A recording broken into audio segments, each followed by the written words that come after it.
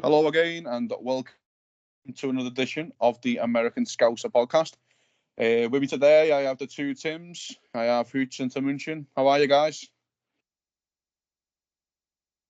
Come on, good lads. So we haven't really spoken in a while. So let's get really to it. Last couple of games, a couple of 1-1 draws. One to Leicester at home, and one to West Ham away. Just want to try and get your thoughts really in what you thought of the two games and why are all our fans' heads going absolutely crazy when Liverpool are 3 points top of the league. So, Timucci, I'll come to you first. What do you think about the last two games and how do you think we're performing so far? Man, that's a loaded question. Well, I mean, obviously the results are not what they should be, and for the most part, the performances were not that impressive either. Just lacking. Obviously the injuries are hurting us, and not only because, I mean, when you look at the lineup, I mean, we're still fielding a great lineup out there, with the squad, with the depth we have compared to last year. But I think we're missing some key pieces and it's affecting everything else. I mean, our defense does not look the same, and I honestly think the team looks nervous and almost like not confident of itself, and I blame us, the fans, for this. The first home game, I just could not understand why Anfield was so impatient and so unhappy with what was going on when the team is trying to get a goal that's gonna put us ahead by another 3 points. I just feel like the fans and the negative attitude, which got even worse now with the West Ham game, it kind of like carries on to the team very unfairly, I might add. I mean, this team is still up by 3 points. I mean, if you go into any of those fans or any of the ones whining online right now and said, hey, beginning of February, Liverpool up by 3 points, you taking it? And every single one of them would have taken it. And I realize we want the best, but I mean, championships don't come easy, and it's very rare where a team can just run away with it like City did last year. It's always going to be a struggle, and you're going to have these bumps on the road. I'm hoping with key players like Genie and Henderson coming back, and that's another side note, by the way. I hope this will show all the complainers about our midfield last year and people who don't understand the value of what those guys bring, because I think that's what's really missing. Everybody complains about the defense, but I mean, I put it on my points after the last game. I don't think Trent was carrying this defense. It's just the fact that you take Milner over there was no Genie and Hendo, and obviously Keita and Lallana is not a good substitute for those guys. So I don't think there's anything to worry about. I mean, yeah, would it be better if we were up by 5 points, 7 points? Obviously, but on paper, it was games that we should have won. But so was the Newcastle away game for City. So these things are going to happen along the way. So to sum up like a really long-winded answer over here, I don't think there's anything to panic about. We win against Bournemouth. We get another break to get everybody back and healthy, hopefully, and then we're going to be back to where we were. No need to press the panic button yet. I agree. I think, Hooch, I'll come to you. Is this 2 points gained or is it points dropped? Now, the reason I say that is Liverpool are going for a blip. We can possibly all agree with that. But when Man City went through a blip, they lost games. Liverpool are drawing games. So what do you think? Do you think these could be points gained towards the end of the season? So I think the Leicester match was points gained only because we had Henderson had to play it right back, and he's never done it before. So that was it was gonna be a tough game. But I think this West Ham match that was points dropped. Just because the injuries West Ham had, we should have been able to exploit them. And our midfield, it was a makeshift midfield, and like Tim just said, you can really tell when Genie and Henderson out, how it really struggled to.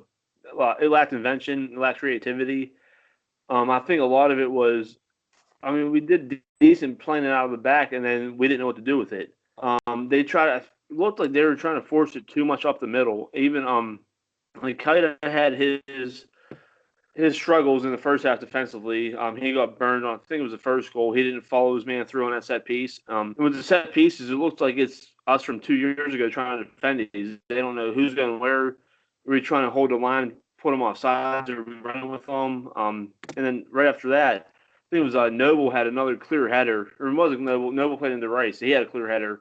And watching it, it's just like, guys, like, what are we doing? Have we never defended a set piece before? But like Tim said, beat Bournemouth, get another 10 days, get some guys back, just reset, take a deep breath. We're still 3 points clear. I saw people online, after the West Ham match saying Klopp needs to be fired if we don't win the league. This is ridiculous. This is unacceptable. It's like, guys, we're 3 points ahead of City, who ran away with the league last year. There's still 13 matches left. We're still in the driver's seat. We control our own destiny. Everybody needs to take a collective breath, breathe in, beat Bournemouth, get to this break, and then make that final push toward the title. I agree with that. All the points you guys have said, really. I think we're Liverpool, and there's one thing that I know, that we've never ever done anything the easy way. Never. In any cup final that I can remember, we've never done it the easy way. We've never done semi-finals really the easy way. It's always been difficult. So, for me, I kind of take it as 2 points gained from the both matches. The reason being, I take Leicester as the best side outside the top six. Comfortably, probably the best side outside the top six, the best striker, the best centre-back. So I look at the West Ham game, and that can be a tough game for anyone on a Monday night down at their ground.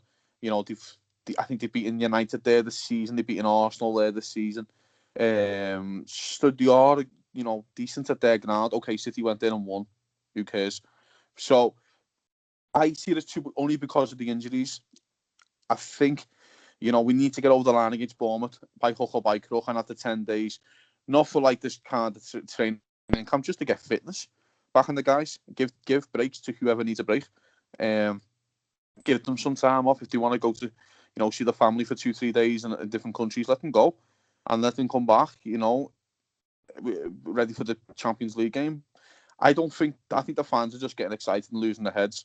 I know, of course, being from the city, I know what it's like. This league is everything, of course, and not winning it for so long hurts the fans, and it makes us agitated. I get that, but it's not what the players need right now. If we look at the previous two title races, Liverpool in 2009, the bench kind of let us down, and the pressure got to Rafa. If you look in 2013, we wasn't really in a title race until like the middle of April. You know what I mean? And then in the end, everyone knew it was just like, around the ground and around the team, everyone was just like, we just got to win it for Gerrard, just win it for Gerrard. That was the kind of, they couldn't believe when the position that they were in.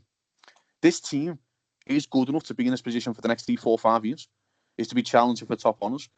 So I don't think there's nothing to worry about at all. If this was a one-time deal where, we just fell into a title race, kind of like 2013, you can go, okay, fair enough. I understand, the agitation and things, but this team could be around doing this for a long time. So again, I just think we need to remain calm.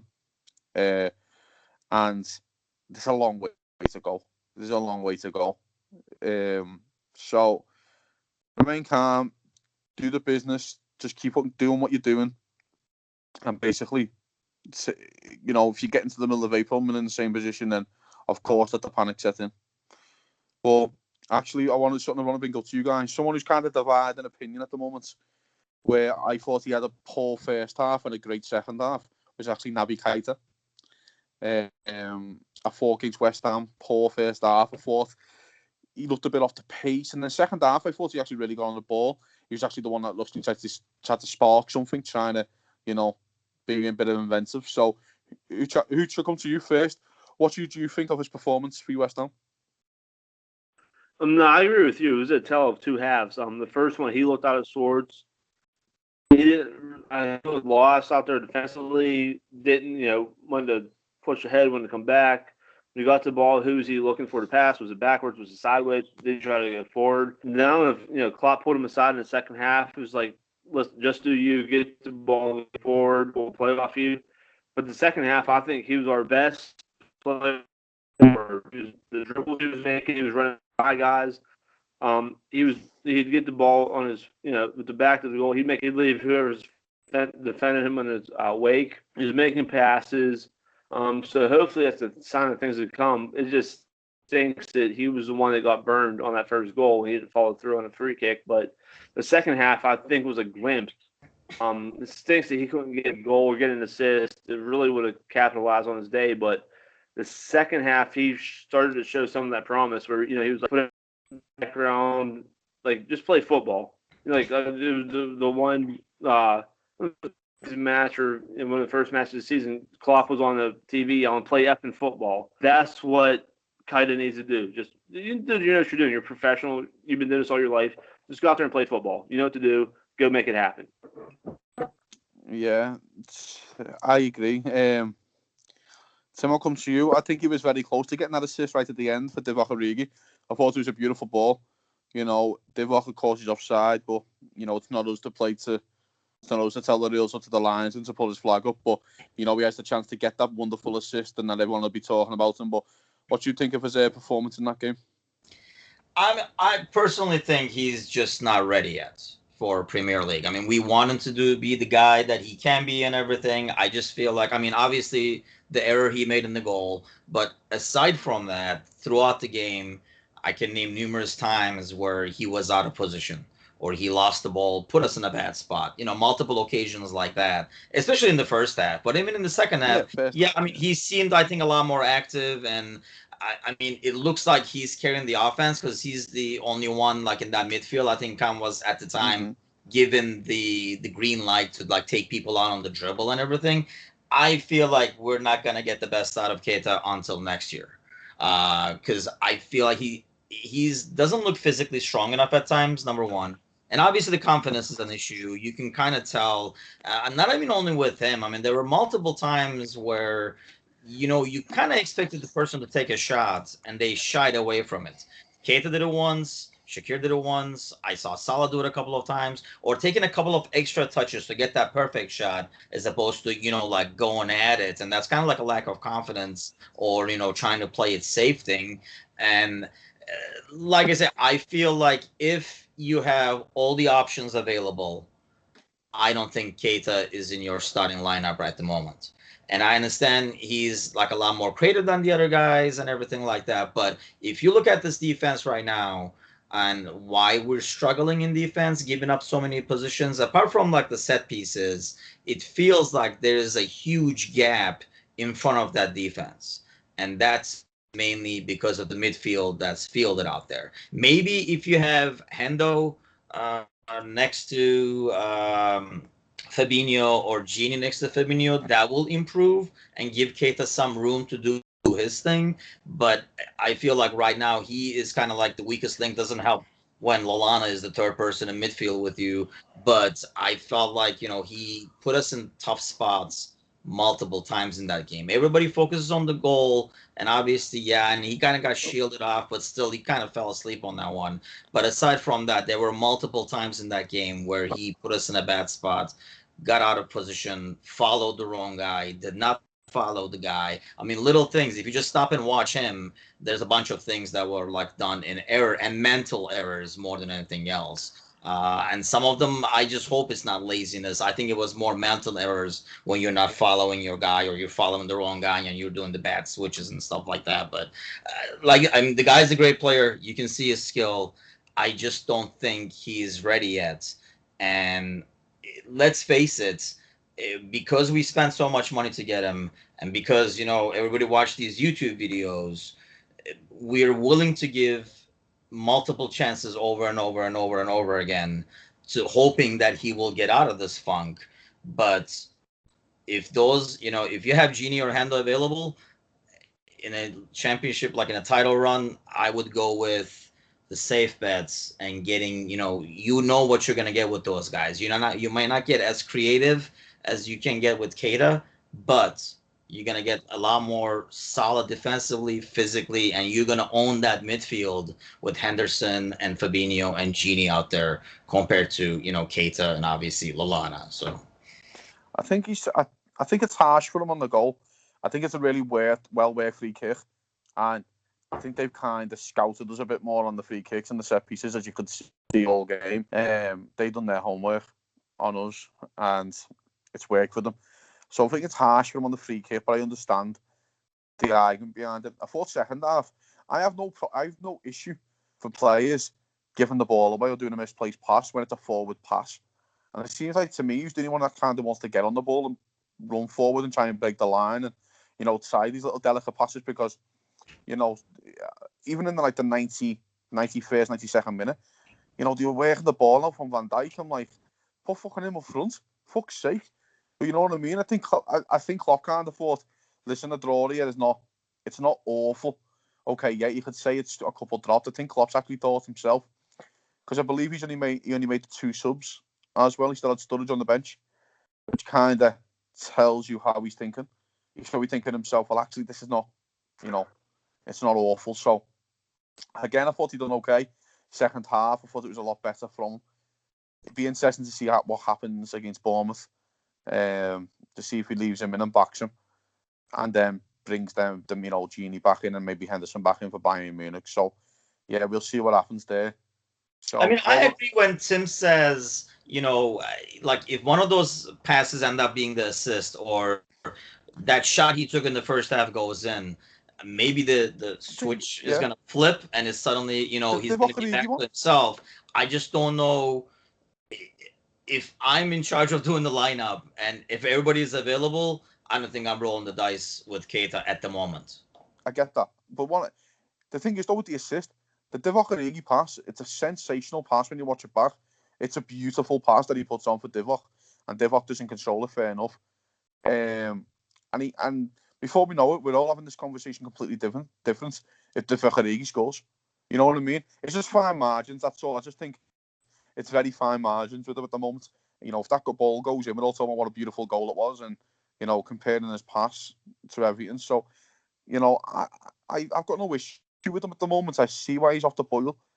I think it's a hard place to come into when, no disrespect, but you're playing along a guy, alongside a guy who hasn't had much football as well, due to injuries. Speaking of injuries, actually, guys, I want to actually come on to that actually right now. We can't do enough on Naby. What the fuck has happened here? Because we went from about fucking 6 weeks ago, guys. We had a fully fit squad. We're thinking, oh, this is all right, isn't it? We've got to January. They've had a bit too much Christmas food and a bit of too many snacks over Christmas. And now we've got all these injuries left, right and centre. Supposedly Van Dijk has lost a few pounds. He's been ill. Milner's been ill. We've had Wijnaldum, Henderson. I want to touch on Joe Gomez later, but of course Joe Gomez. And how much do we need the squad? When I mentioned to you last week that we need a lineup to get us 8 games and Sturridge and things, we are really pulling the strings now, guys, that we need a fully fit squad. And we need everyone to be pulling their weight. Yeah, no, for sure. That's what when I was doing the preview blog post, there's nothing on Genie or on Hendo about being out, and then the team sheet comes out and it said they both picked up knocks in training or whatnot. It's unbelievable at this point. We knew Gomez was out, and then it comes out he has to have surgery out of the blue. Mm-hmm. Trent was a minor injury. Now he's missed 4 matches. Lovren had a tweak in his hamstring, but now he's missed 3 matches. It's just unreal. It just seems you think you have a lineup in your head or what to expect to see. It's just fluke injury, like Trent's injury. He was injured in warm-ups. I think when he tripped over a ball, it was an ankle, then it was a knee, and then it was more serious than let on. Gomez, you would think that 9 out of 10 times having a clean break is better than having a strain or a sprain because the bone heals are good to go. That's what was thought about Gomez, and then it comes out now. It's named out case. Now he's got surgery. Now he's out till at least after the Bayern clashes. I guess it's football. It's how the season goes. It just sucks that they're all at the same time and they're all either defense or midfield. So it leaves us really thin. People want to second guess Klopp about letting Klein go on loan, and that's a different discussion. But it's just like, right, maybe we'll take this hit now, January, beginning of February, and get everybody healthy in late February, early March, and push ahead for the Champions League. Finish a Premier League out strong. But yeah, it's like every time you open up your phone to get an update on who's injured or who's coming back, you kind of cringe and hope that there's not a new name popping up on a list. Yeah, I agree. Tim, what do you think, man? It seems like everyone's dropping like flies at the moment, and with the news of Joe Gomez having to have surgery just to get over this, it seems it's all happening at once. I think that's the biggest problem is the fact that it's all happening at the same time. I mean, so the starter is injured and his backup is injured at the same time, kind of deal. Mm-hmm. I mean, that's the same thing with Klein. I know everybody's complaining about it, and yeah, it would be nice to have him right now. But hey, we had the opportunity to call him back, and we kind of didn't. And there has to be a reason behind that. And I think people are kind of like looking past the things. Everybody's just looking at the squad. Who else is an RB? Well, he's an RB, but we let him go. I mean, if you remember when Trent was out or was Trent was being rested, Klein still did not start there. It was Gomez being slid over to right back, and then make a little room for like Lovren or Matip at center back. So for one reason or another, Klopp is not very big on him, and he wanted. And here's another thing: if Trent doesn't get injured, uh, I remember, I think it was our probably second or third podcast, the question, and I think I asked if Klein was still alive. And because we had not heard anything from him since like preseason. And if Trent does not get injured, it will be the same thing. The only time you would see Klein is a picture taken during training. You would not hear of him. You would not see of him. We would not even like talk about him, and we would never question why is he, where is he, why is he not starting or anything. So it's just kind of like a freak thing. It did happen, and obviously the timing of it is all bad. The Gomez surgery, I mean, and now they're saying like March and stuff, like beginning of March, which is still not too late. I mean, we kind of forget that there's a long way to go in the season still. Let's hope that after this Bournemouth game, we have like an extended period, like a 10 days or something like that before the Champions League game, where hopefully everybody can get fit and, ready to go. And I mean, the best news coming out is like Ox being added to the Champions League roster, which I thought was huge. I mean, that's what this team needs right now. And I think if Ox is healthy and well, in my mind, the ideal trio that I would probably put in midfield would be Fabinho, Gini, and Ox. And that's why, when we go back, when we're talking about Keita and stuff, in my mind, that would push him down in the pecking order even further. I know Ox is not going to come, like in form. It's going to take him some time to get going. But once he gets going, I would think in April, he would be part of that starting lineup at all times. Yeah, it makes you wonder that because all these the reports coming out, they're kind of vague. It's a knock here, it's a muscle pull, there's something in his muscle here or there. With some of these guys like Genie and Hendo, if we weren't 3 or 4 points off, if we were even or even a point or two behind, if they were able to go, and if it's just Klopp looking at the standings and say, all right, you know what? Why risk somebody now in February when we need them? When we might need them for a bigger push come later in the season. Just hold them back now. Try to hold serve, so to speak, with the lead that we have, and get everybody back healthy. Then go instead of having to go and show all your cards now and hope that nobody can get furtherly injured. I agree. I think if this is a cup game, I think one of them play against West Ham. I think if it was a big cup game like the Champions League, for example, the second leg of a game, I think one plays. I just think he goes, this is why you build up a lead. So you can take your chances and, get your players fit. I understand the fans' frustration, and I get all that. But we need to manage a squad. We have 13 games to go, potentially another, 7 games to win the Champions League. So you'd have, 20 games left. We need to manage the squad, and I know we're all getting excited about this season, but Jurgen's got to think about the next 2 or 3 seasons. I'm not just saying because of these knocks and things, but I think he's thinking about Joe Gomez. He's thinking, well, if I do the surgery now, I can get him back by middle of March, and I've got him for me running, and then he can have the summer off because there's no international football. So, it's just unfortunate. I think I agree with you guys. I think it's just really unfortunate that it's all happened at once. Yeah. One thing I want to move on to before we touch on with other matters, we'll have a little chat about the Bournemouth game now. Bournemouth at home, Saturday. We're not sure if we're going to be first or second, but we'll get onto that game in a minute. I think this is the perfect game for Liverpool in effect of Bournemouth are not very good away. I know they had a great result against Chelsea at home when they spanked them off the park, but they're a bit different prospect away from home. And Bournemouth do come out and play. They're not the ones to put 10 men behind the ball. They like to get on the ball themselves. They like to move the ball around. So I think this could kind of play into Liverpool's hands to get the 3 points.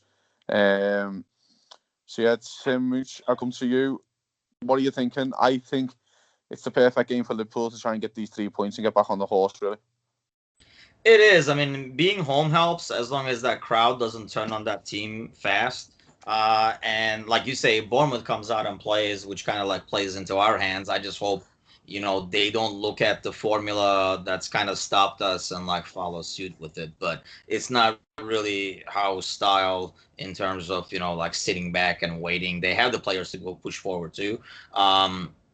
You would think, I'm assuming they can't play Klein, but you would think Solanke should be able to play against us, correct? Solanke can, yeah. No Yeah. Klein.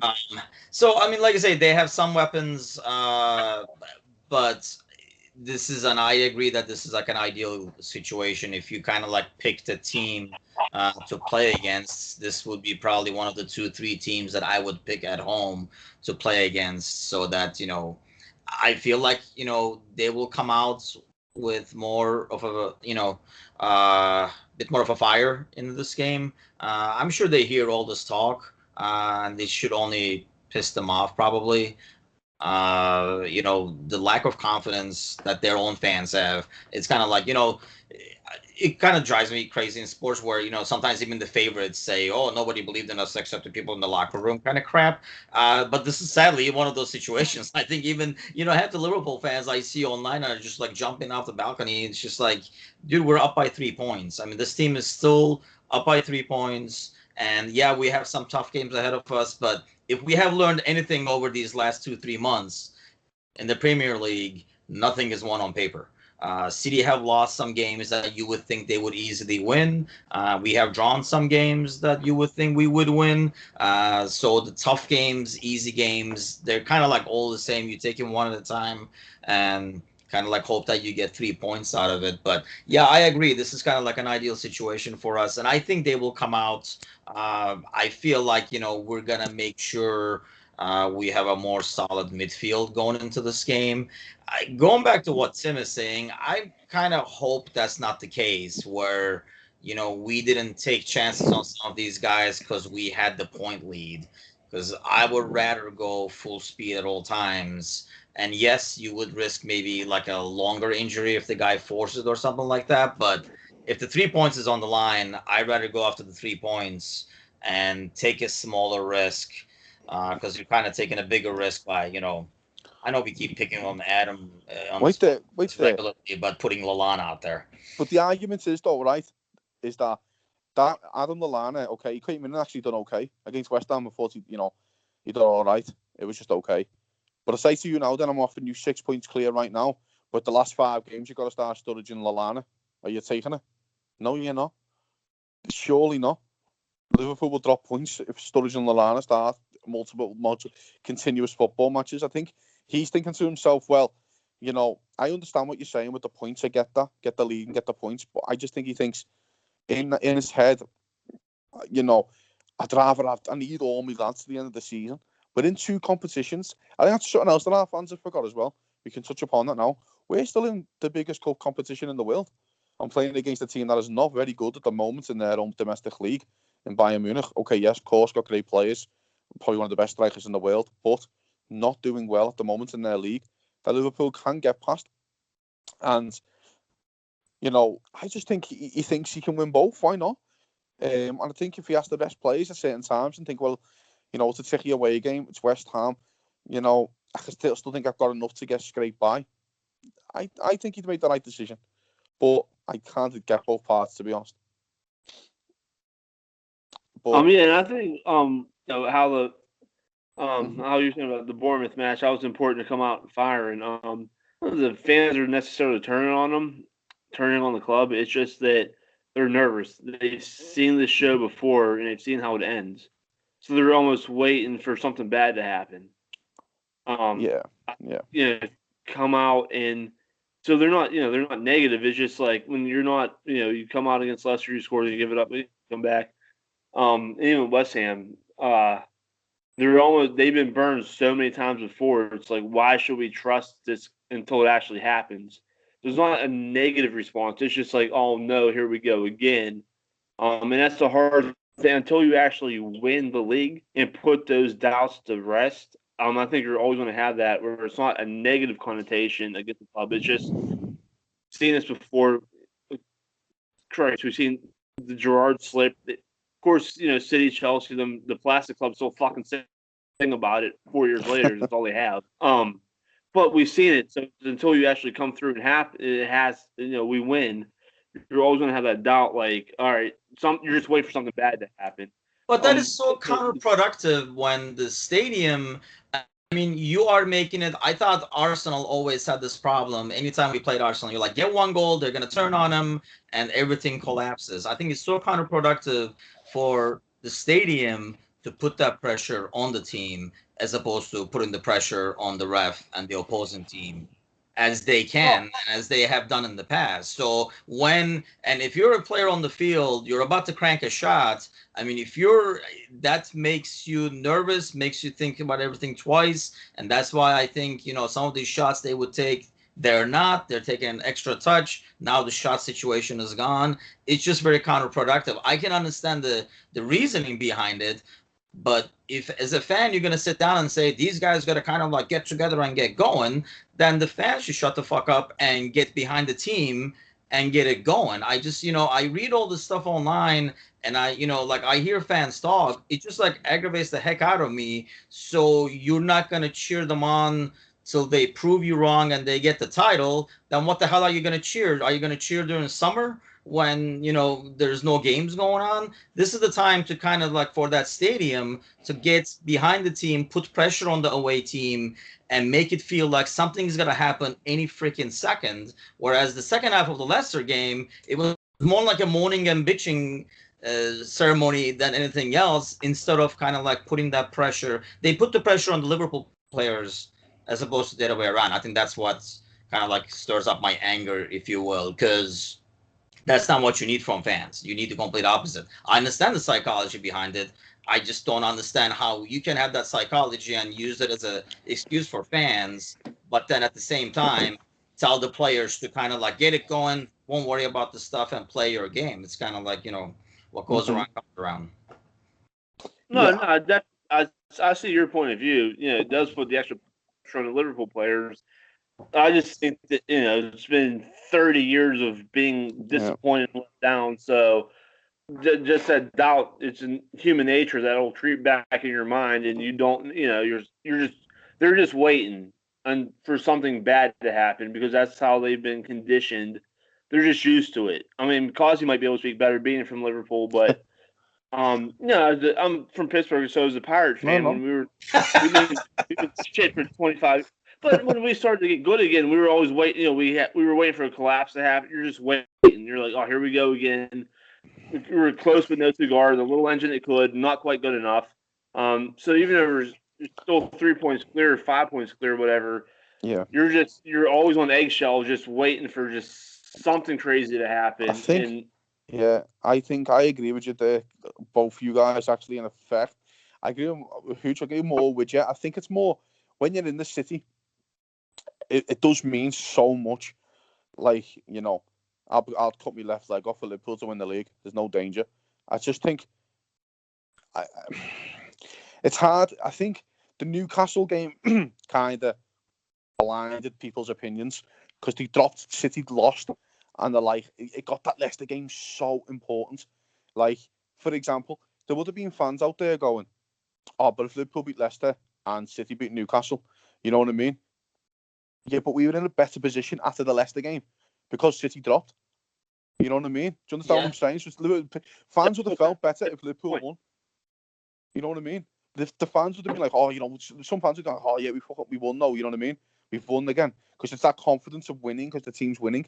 But then in effect, when you look at it, we went from 4 points clear to 5 points clear after that match. You know what I mean? It's hard. It is very difficult. Now, the atmosphere on the ground, I agree. I think the nerves does transmit to the players, but I also think the players know the pressure of the club anyway and the history of the club.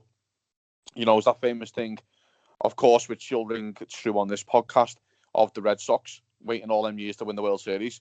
And you know what I mean? It's the pressure of that until they finally did it, which kind of rings true as well, because of course they own Liverpool. So I think it's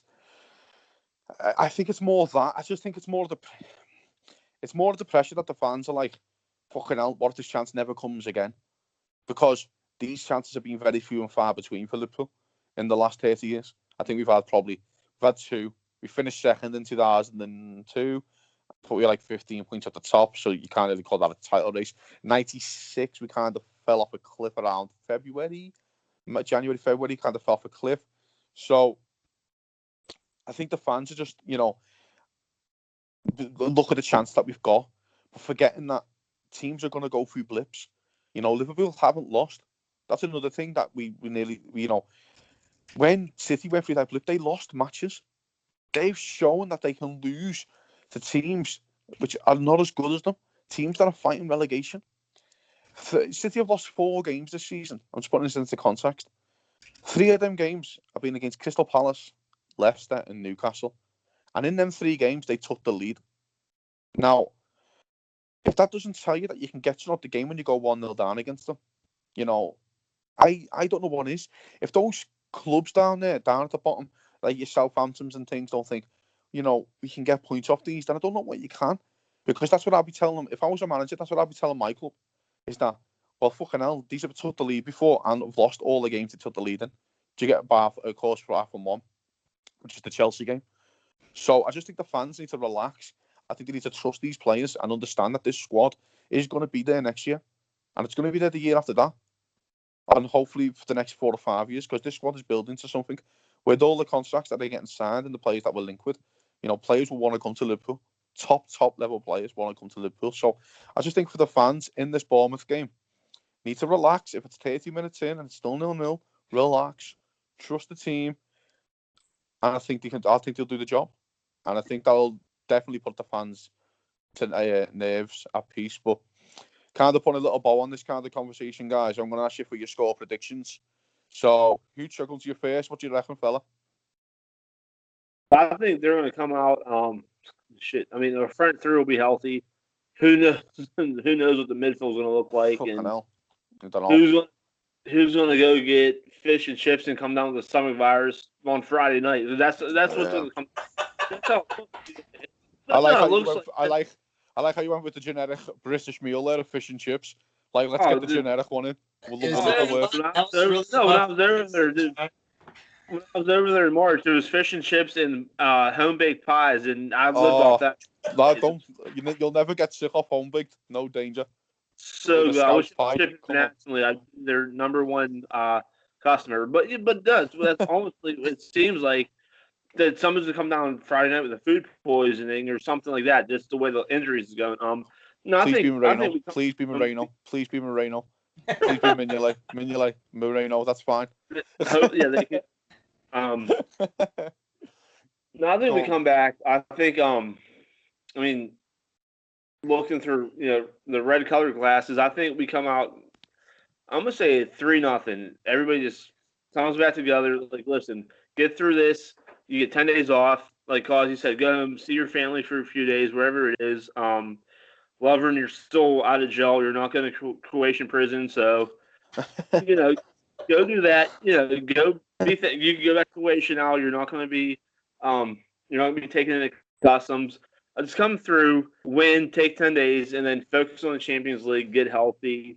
I think Allison, he needs to be more. Some of the, I get he's good at what he does, but some of those touches he was at the West Ham is playing with his feet. You're like, dude, get it and take it. Just shoot it, pass it back downfield. You don't have to dribble around people. I think he comes back to a simplistic game. I think the back four kind of strengthens up. If Trent can't go, whoever Millie's back, so that's another week of training with him back at right back. Get the midfield together, and then 3-0. Liverpool wins. We take 10 days, and then we go into Byron. Go on, Sam. What you reckon? I go with 4-1. I say we win this thing. Like I say, my biggest fear is, people panicking if it's still 0-0 in the first 30 minutes. I'm hoping that doesn't happen and they kind of keep going at it. I feel like we get scoring this game and it ends up being 4-1. I think we still let one in, but it will end up being 4-1 is my impossible to predict the lineup, unfortunately. Let's just hope. With the 10-day break coming up, I feel like, let's put, if they can play, they should be out there. If they're close, get them out there. Let's play. Let's get these 3 points because I feel like, don't have a lot of hope from Everton tomorrow. So I feel like we're going to get to that in a second. Yeah, when we hit the field tomorrow, we're going to be second. We're going to be behind City on goal difference. So let's get the 3 points, put anybody who can play out there, put our ideal lineup out there, and then get the 3 points and then move back up to first and then, sit down and watch the Chelsea game. Yeah, I'll go 2-0. I think they're going to make us work for it. I think it'll be 2 late goals second half. I also think the clean sheet is kind of key for us now. I'd love a little clean sheet just to, get the Palace, Leicester, West Ham game out of our route. A little clean sheet, back to normal stuff. 2-0, normal service resumed, really. What I do want to touch on, though, guys, how much do we love our neighbours across the park for the next 24 hours? Now, I've never said a bad thing about Everton on this podcast, and I never will. Right? Yeah, I don't remember. No, not a thing. No. My friend Jordan Pickford, he didn't mean it. No, he never. No. Right. Come on, Everton. I've never said a word about you. How much wonderful would it be if the Everton, my favourite team in the whole wide world, done us the big, juicy favour of a wonderful Jordan Pickford man of the match display in a scrappy offside goal 1-0 win. Tim, Hooch, I come to you, fella. We're not getting that, are we? No. Yeah, thanks, mate. And that's all we got time for. I'm joking. Honestly, the only thing going for us is the fact that it's like Goodison Park. Yeah, it is. That kind of gives a little bit of a hope because it is a tough place to play, and they do play better, and they do play better against better teams. I think they kind of it's one of those teams that plays down to or up to whoever they're playing. Mostly it's up to. So, but I mean, it would be wonderful, but I'm not really hoping for it.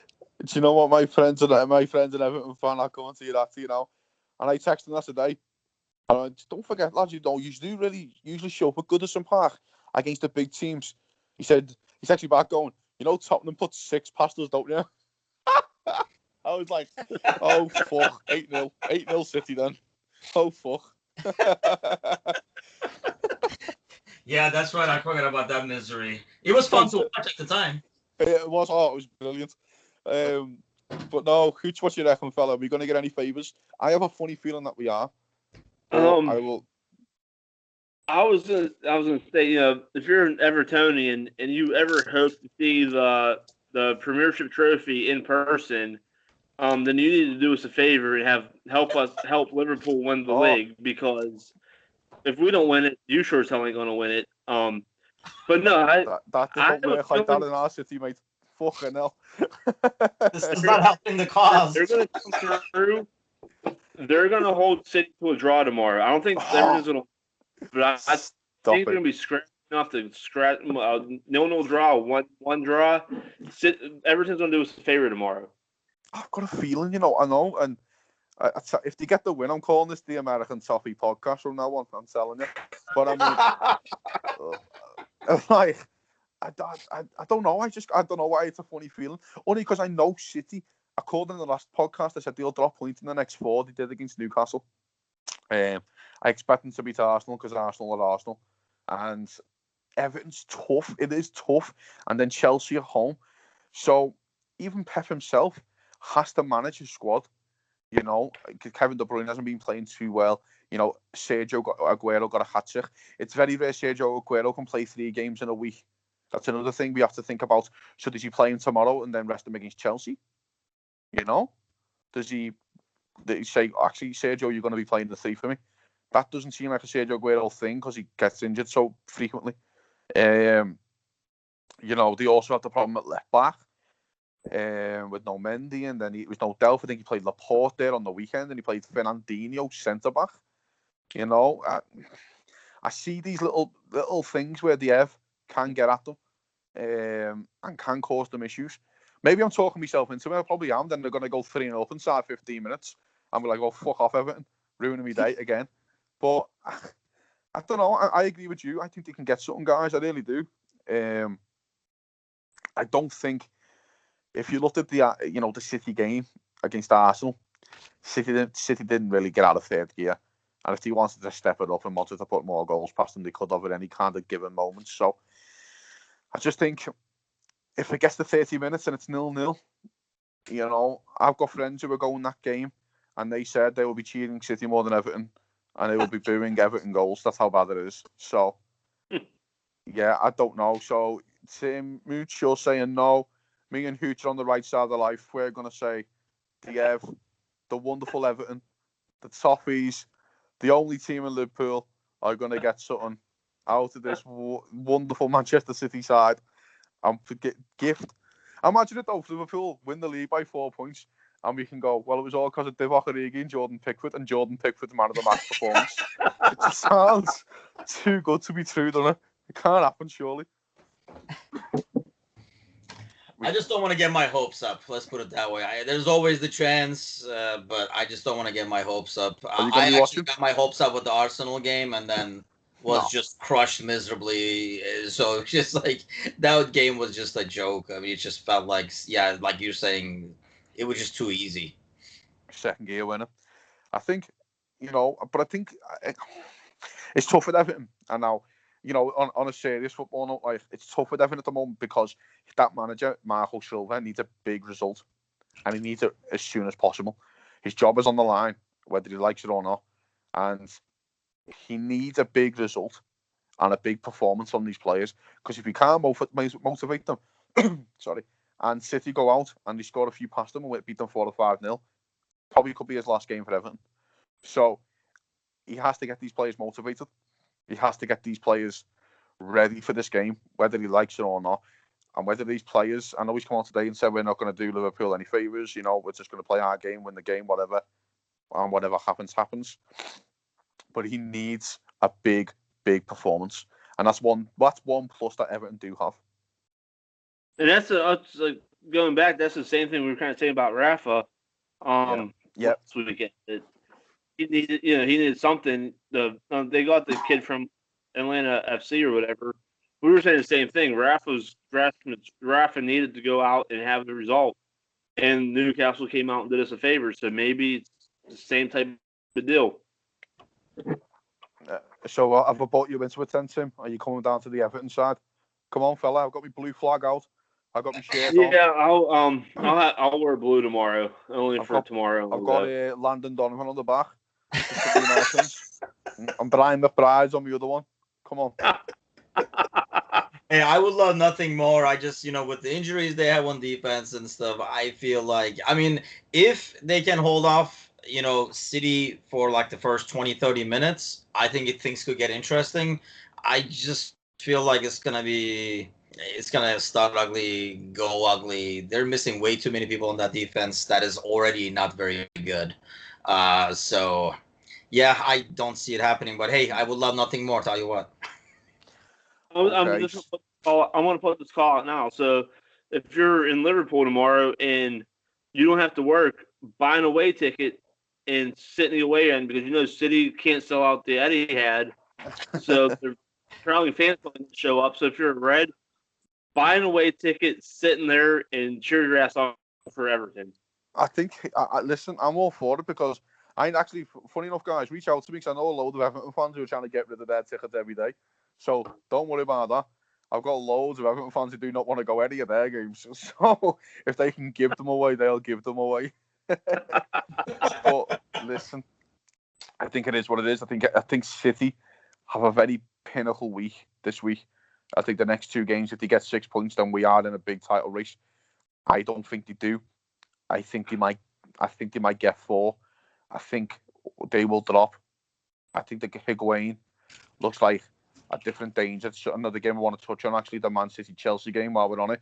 Actually, no disrespect to Spurs, but Spurs look like they are in the title race right now.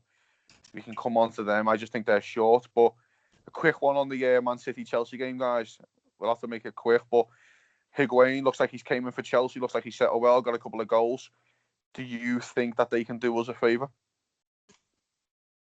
Now, on that one, I think I'm pretty hopeful on that one. So you know what's going to happen. Like, Everton's going to win 3-0 and Chelsea will get hammered. But I feel like that one definitely has a chance because Chelsea, I mean, that's one of the games I worry about is when we play Chelsea at home because I think they're dangerous. They have a lot of people that kind of, Higuain in the middle kind of pushes Hazard into where he should be instead of like, playing the fake number 9 that they were trying with him for a while. And that's always a dangerous team going forward. Yeah. And they do have some, solid defensive players. So that will be, I think, like a high-scoring game because they both have people that can, make a difference and get some goals. And I am hopeful on that one that Chelsea can steal some points. But that especially, I mean, even if nothing extraordinary happens tomorrow, if we beat Bournemouth, go up again, that will be a very interesting game because kind of like, shifts the table back to City playing against like a really tough team. So I would hope out of these 2 games, I think they're going to lose points and it will be the Chelsea game if it's going to be one of them. Yeah. I mean, I'm hoping, Everton takes it. But I think tomorrow, Everton just makes it so tough on City. Just, don't give them an inch. Follow them hard. Don't let them get by you. Just, make them realize that they're in a football match. And then you have to turn around and then you have to come back and play Chelsea. Yeah, the City's at home, but if you, if Everton does us a favor tomorrow, and even if they don't get points, just beat them up, be physical, and then, you have to come against Chelsea. Higuain's in there now. He just scored 2. He's the type of player he can steal a match. I mean, he doesn't need many touch opportunities. He puts one by you, then that could be the difference. So, let's say, Everton draws tomorrow, and then Chelsea goes there and pulls the points, and then, that's what we have to hope for. But, yeah, I feel Everton's going to draw. I'm going to say Chelsea's going to go to City, and Higuain's going to pull a brace and do us a favor. Yeah, I agree. Well, I'll have just a quick one on Spurs. Kind of grinding out these results, guys, and kind of played their way back into it. What do you think?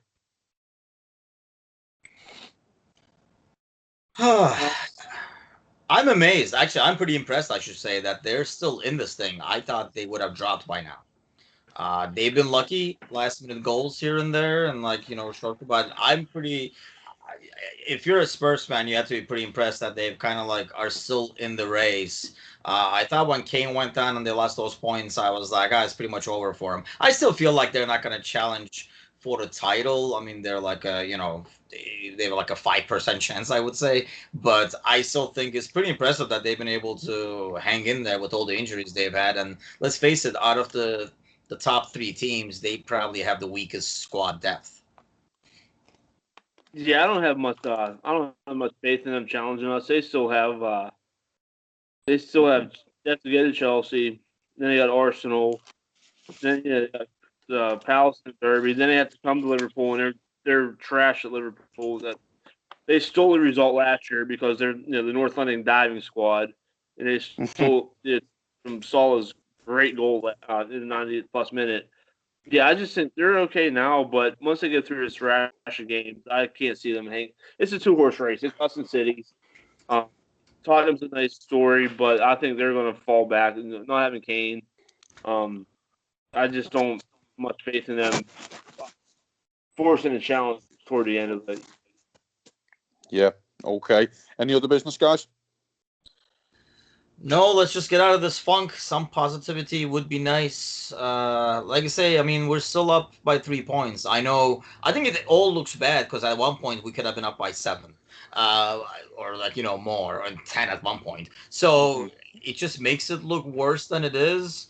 I mean, like I say, I think we would have all taken this if somebody offered to be Yeah. up by 3 points the first week of February. So let's just keep going at it. I mean, this team, this is the same team that got us here, regardless of injuries and everything. And as more people come back, I think, we're going to be back on track pretty soon here. Awesome yeah. stuff. I just want 1 second. I just want to Go. give a shout out to Lazar Markovic, who finally has a home at over 3 years, fella. And he's only 24. I mean, or 20. That's crazy. But congratulations to him. Nothing but the best.